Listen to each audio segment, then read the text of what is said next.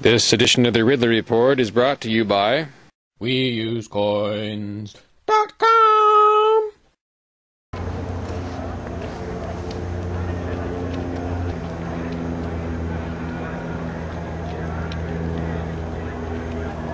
I love getting a chance to videotape Ron Paul outside in the daytime. Been doing that consciously, and do you think that's paying off? Absolutely. I mean, it's all about targeted voter contact. The message of freedom and limited government is so appealing to so many different people because freedom delivers what so many people want. You want to be pro-life? Well, let's get the government funding out of there. Let's get the government. Let's get Roe v. Wade overturned. Let's get this repressive government away.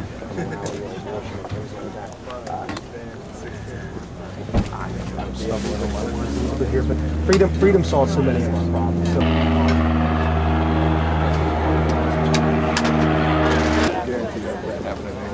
Well, we were with him at 11:45.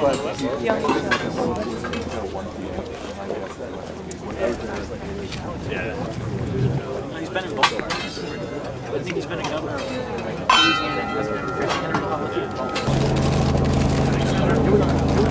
Lock up, please. Lock up.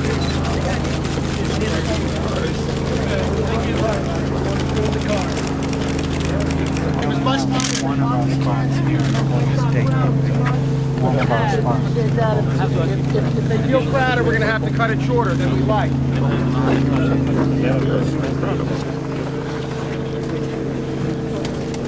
Thanks a lot. Like a hole. That white hair really helps find him in the crowd, doesn't it?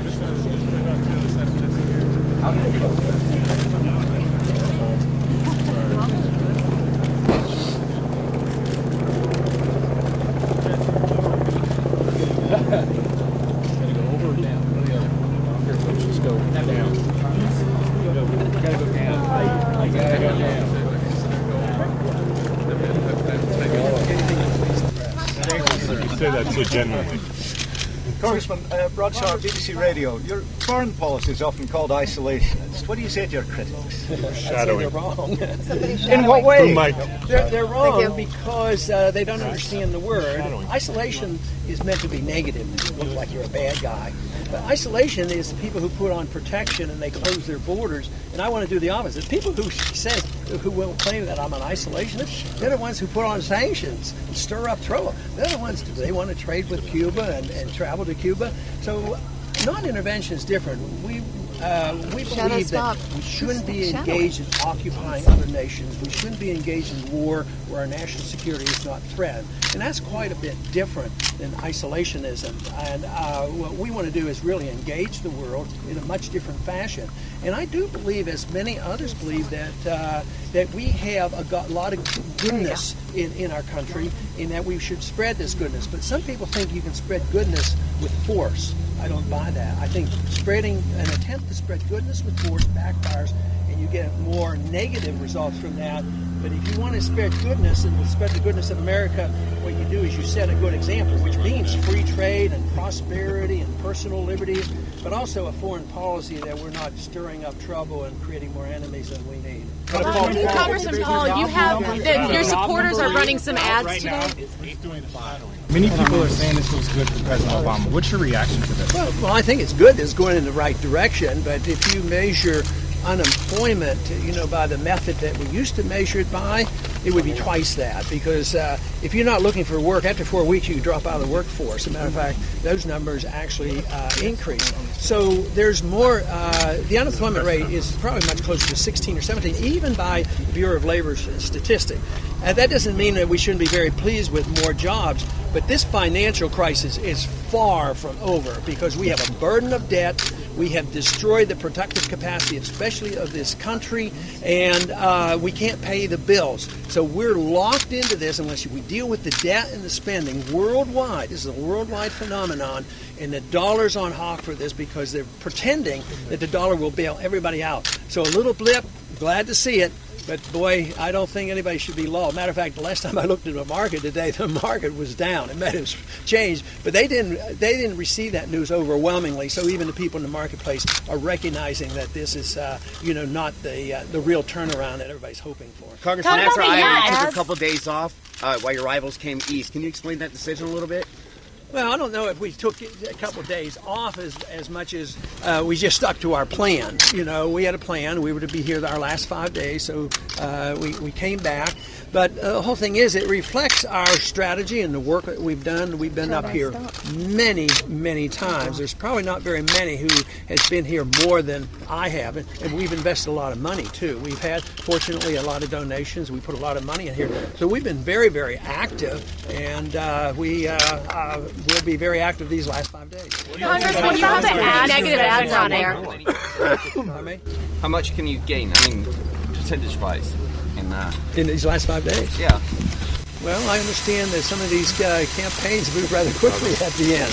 So, no, I think we're going to emphasize exactly what the opponents believe in. And this is not a state that likes big government. And if they do vote for somebody that has voted for big government, that means they didn't get enough information. So I think my job in the next 5 days is to explain, what they have supported in the past. And as far as I'm concerned, all my opponents support way too much government. They support the status quo. And the more they get this information, the better. A lot of people, I've noticed this over the many, many decades I've been involved. I'm amazed. Some people don't even think. Some people wait till the day of the election. Oh, I don't know who I'm going to vote for. Then the day before, and there's 5 days. But there's still a lot of people out there thinking about it. So there's a lot of room for change and improvement in our numbers. Do you see Senator Santorum as your biggest competitor now? Oh, hardly. I think he's a competitor, but I don't think he's the biggest one. But he's one individual when the conservatives up here find out how big government is. He brags about being for the balanced budget amendment. Okay. Never did anything about it, but 4 or 5 times he voted to raise the national debt, so that tells you how conservative it is. He voted to double the size of the Department of Education. At the same time, he voted for that program to increase massively the prescription drug program, which is a medical program that is not paying its way, and is another reason why the entitlement system is under such attack. Congressman, some of your supporters are running an ad that says that former Governor Huntsman has Chinese values. What do you make of that ad? I don't think that. I think you might be misquoting that. Did you say who ran that ad? Supporters. Some of the supporters. Yeah, I haven't looked at it, but I understand it's an ugly ad, and I disavow it. And obviously, all campaigns have to suffer these consequences when somebody goes up and they put the candidate's name on there, and you get bad press for it. But obviously, it was way out of order for them to do. What do you need to do in this weekend's debate? What do you plan to do in this debate? Are you just the same thing I've been doing? That's how we've been gaining. That's why we got that nice crowd today in there.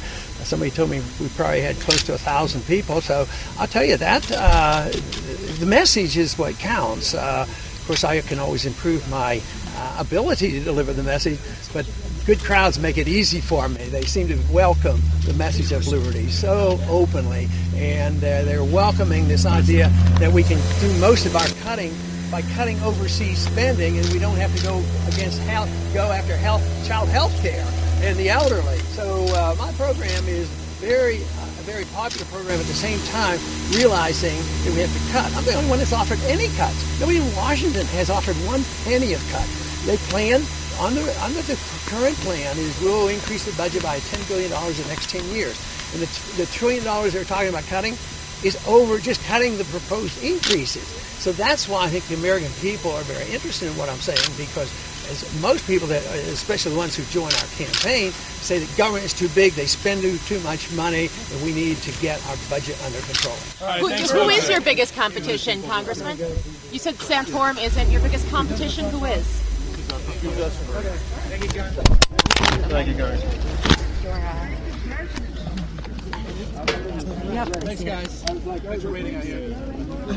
I tried to stay down. I did enough job. You're fine. Thank you. Thank you. Oh, yeah. You need a truck. No. No, this is what you train for. Sure. This is what you train for, huh?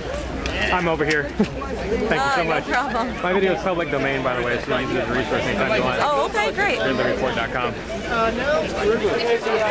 Oh, hi. Do you?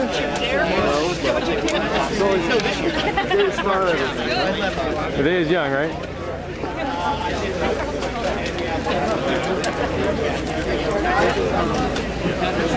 Security guard. I got it back.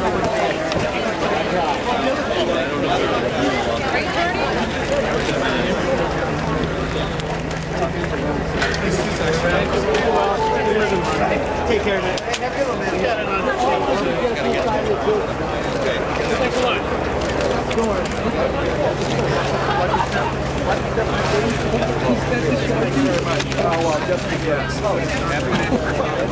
Jesus Christ. Thank you.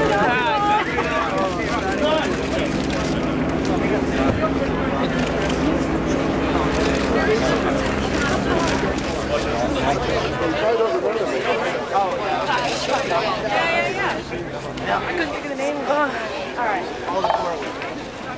A little bit of the acting too, right? Yeah. No.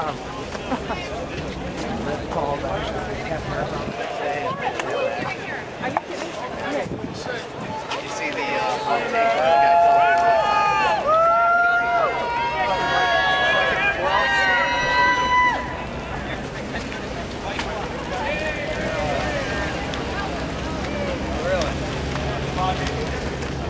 Oh my God, I lifted it. What are you doing?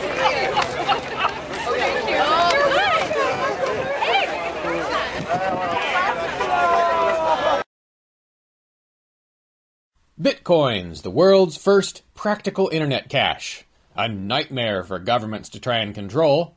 Inflation and counterfeit resistant. They return you some control over your money. And a new measure of anonymity. A lot cheaper to use than PayPal. You can use them to buy tax-free cigarettes. And almost anything else. I accept Bitcoins. So can you. Get started at WeUseCoins.com.